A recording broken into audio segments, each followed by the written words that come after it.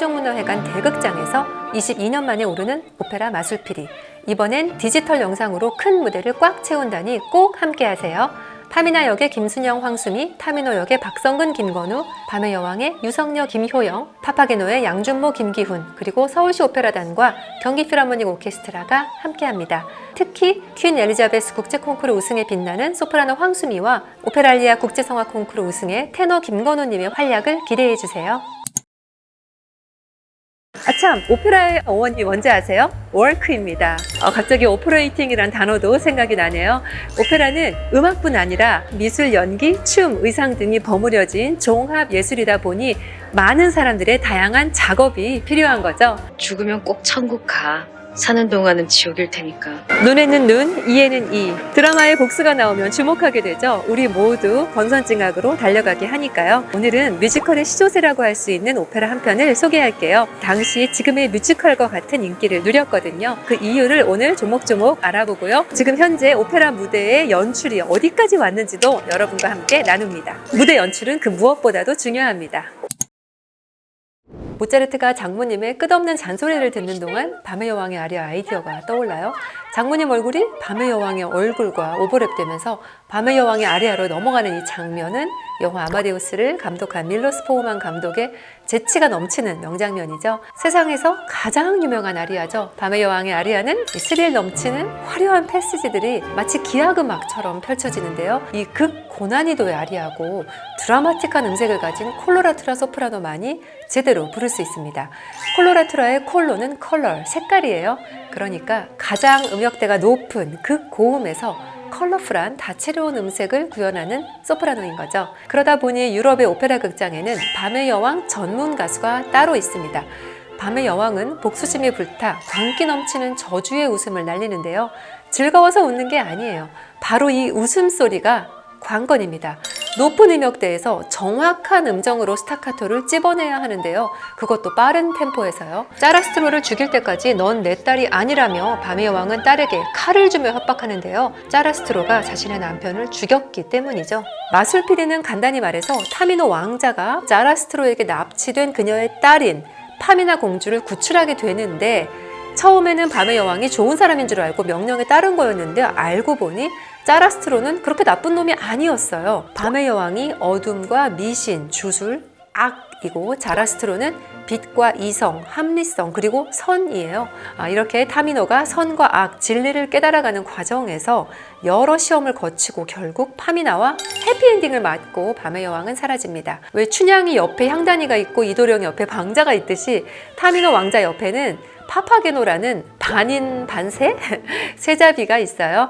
모차르트의 피가로의 결혼이나 돈조반니처럼 마술피리에도 이 권선징악의 모티브가 깔려 있습니다. 1784년 보마르시의 연극 피가로의 결혼이 귀족과 평민 사이에 혼돈을 일으킨 2년 후 모차르트가 오페라 피가로의 결혼을 작곡해서 귀족의 특권을 위트 있게 풍자합니다.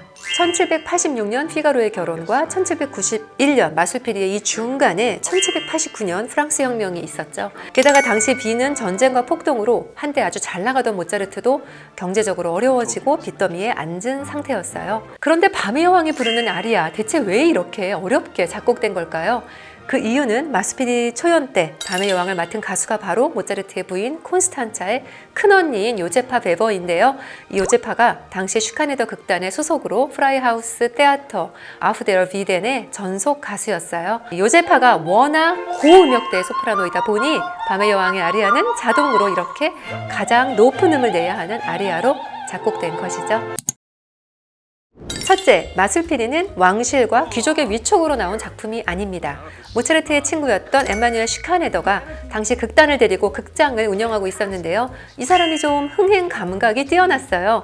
마술, 주술, 마법, 또 당시 유행하던 수수께끼 등 아주 흥행이 될 만한 거리들을 잔뜩 모아서 대본집을 만들고 모차르트가 그걸 받아서 1791년 3월부터 작곡을 시작하는데요. 마술피리는 9월 28일에 완성하고 이틀 뒤인 30일에 초연합니다. 흥행하기 위해서 만들었다는 것이 바로 이 뮤지컬과 마술피리가 동일선상에 있는 것이죠.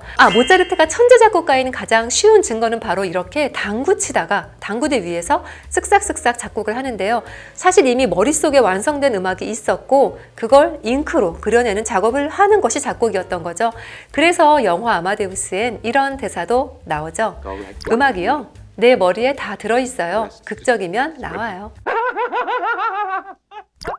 그런데 당시 음악가들도 참 대단해요. 악보를 받고 이틀 만에 무대에 올라갔으니까요. 둘째, 오페라에서는 보통 아리아, 중창, 합창 사이사이에 내용 전달을 위해 레시타티보를 사용합니다. 악기 반주 위에서 대사를 하다 보니까 어딘가 부자연스럽기도 하죠. 그런데 마술피리는 다릅니다. 연극처럼 그냥 평범하게 대사를 합니다. 게다가 이 대사가 아주 코믹해요. 재밌겠죠?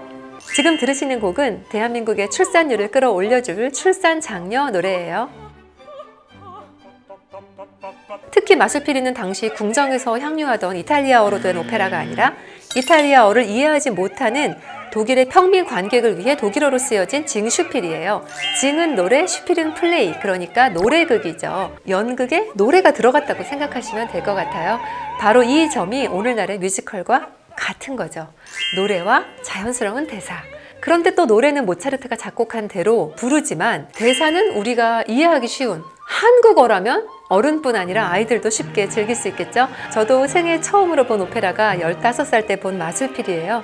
어렸을 때 봐서인지 더욱 잊을 수가 없는데요. 어린이들의 잠재된 무한한 창의성을 키워주는 오페라라고 할 수 있습니다. 셋째, 뮤지컬에서 부르는 노래를 넘버라고 하죠. 뮤지컬은 흥행과는 별개로 유행하는 넘버가 있기 마련인데요. 마술피리의 서곡뿐 아니라 아리아들은 따라 부르기 쉬운 그야말로 흥행 넘버의 요소를 고루 갖추고 있습니다. 파파게노를 연기했던 데본과 슈카네더는 악기를 연주하는 척만 하고요. 모차르트가 대신 연주를 해주죠. 공연 때 이 두 사람은 즉흥으로 장난을 치기도 했어요. 관객들이 너무나 즐거워했겠죠.